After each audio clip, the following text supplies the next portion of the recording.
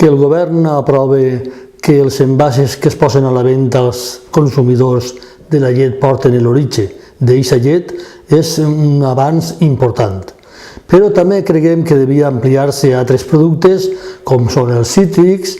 l'arròs, les xufes, per fer l'horchata, perquè d'aquesta forma els consumidors estarien ben informats, triarien el producte de l'origen que creuen pertinent i, per tant, consumirien amb major facilitat productes de la seva terra, però coneixerien l'origen real de cada producte que consumissin. Efectivament, creiem que si se complís aquesta demanda per part del govern, això facilitaria que el consumidor sabera de veres d'on és l'origen del producte, que no hi haguera opacitat ni oscuritat, perquè moltes vegades s'enganya al consumidor